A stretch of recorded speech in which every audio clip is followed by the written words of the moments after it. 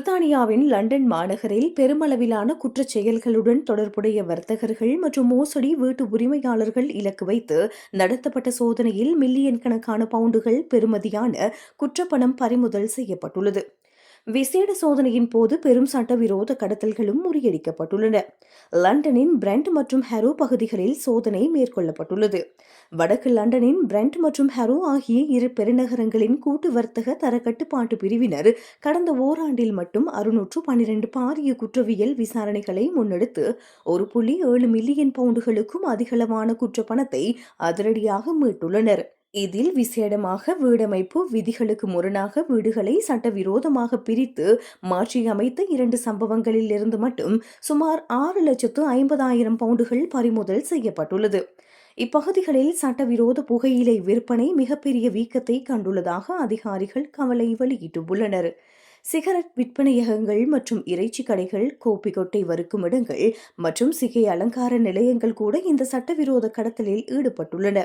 குப்பை தொட்டிகள், சுவர்களுக்கு பின்னால் மற்றும் குளிர்சாதன பெட்டிகளுக்குள் மறைத்து வைக்கப்பட்டிருந்த 68,000க்கும் அதிகமான சிகரெட்டுகள், 3.6 கிலோகிராம் சுருட்டு புகையிலை மற்றும் பிரித்தானியாவில் முற்றாக தடை செய்யப்பட்ட பாக்கு மற்றும் ஷிஷா போன்ற பெருமளவிலான புகையிலை பொருட்கள் பறிமுதல் செய்யப்பட்டுள்ளன. நுகர்வோர் மற்றும் முதியவர்களை பாதுகாக்கும் பல நடவடிக்கைகளையும் இக்குழுவினர் மேற்கொண்டுள்ளனர்.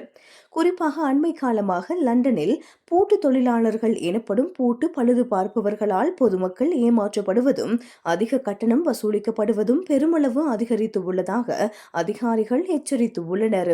அதேவேளை துறைமுகங்கள் ஊடாக முறையற்ற லேபிள்களுடன் இறக்குமதி செய்யப்படவிருந்த சிறுவர் படுக்கைகள் மற்றும் தள்ளுவண்டிகளை முறைப்படுத்தி வர்த்தகர்களுக்கு ஏற்படவிருந்த 20,000 பவுண்டுகள் நட்டத்தையும் அதிகாரிகள் தடுத்துள்ளனர். மேலும் சிறுவர்களுக்கு தடை செய்யப்பட்ட புகையிலை மற்றும் நிக்கோட்டின் பொருட்களை விற்பனை செய்த 2 நிறுவனங்களுக்கு நீதிமன்றால் அபராதமும் விதிக்கப்பட்டுள்ளது. பொதுமக்களின் ஆரோக்கியத்திற்கும் பொருளாதாரத்திற்கும் கேடு விளைவிக்கும் இவ்வாறான அதிபாரிய குற்றச் செயல்களில் ஈடுபடுவோரை தரம் பிரித்து தங்களது விசேட புலனாய்வு பிரிவு தொடர்ந்து ஒடுக்கும் என மூத்த அதிகாரி அனுப் பிரசார் தெரிவித்துள்ளார்.